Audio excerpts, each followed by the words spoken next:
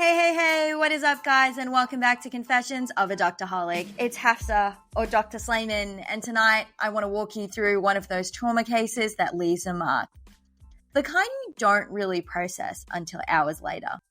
And even then, parts of it stick with you in weird, quiet ways.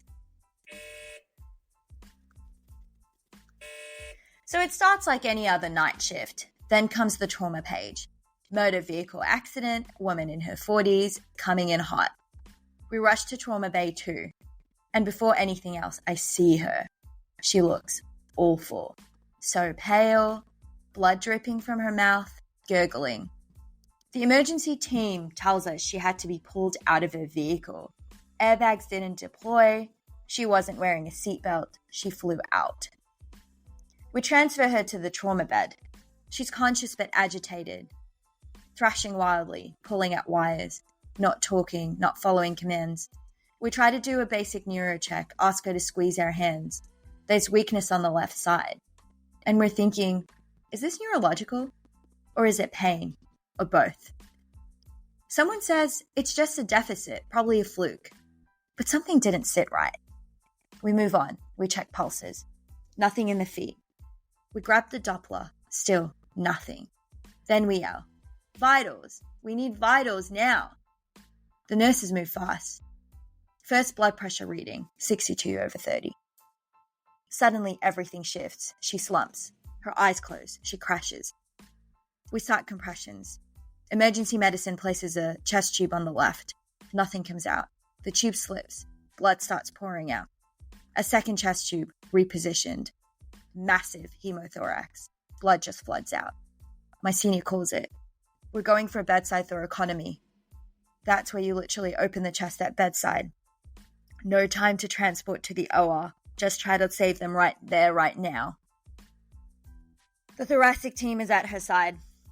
She's open chest, blood everywhere. Still, no pulse. We keep going and going. But nothing comes back. We lose her. Right there in Trauma Bay 2. Meanwhile, her husband was wheeled into the other room earlier. He didn't know. I was in charge of him. He had minor injuries, a chin lac, a small facial fracture. Stable enough to talk. He had a background of dementia. I'm not sure why he was driving. It shouldn't have been legal. So, based on what he told us, plus the emergency medical team, this was the story. They were driving together. She was the passenger. They lost control, crossed over midline barrier, and slammed into a metal divider.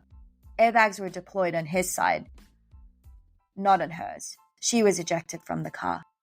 He was right there where it happened. He was driving. He watched the crash happen in front of him. And that's what stayed with me.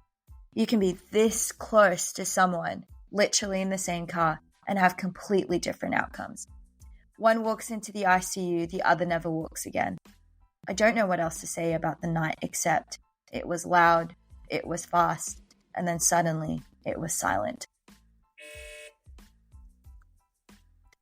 We tried telling him, multiple occasions, that his wife was gone. She was no longer with us. He would express understanding and forget 5 minutes later.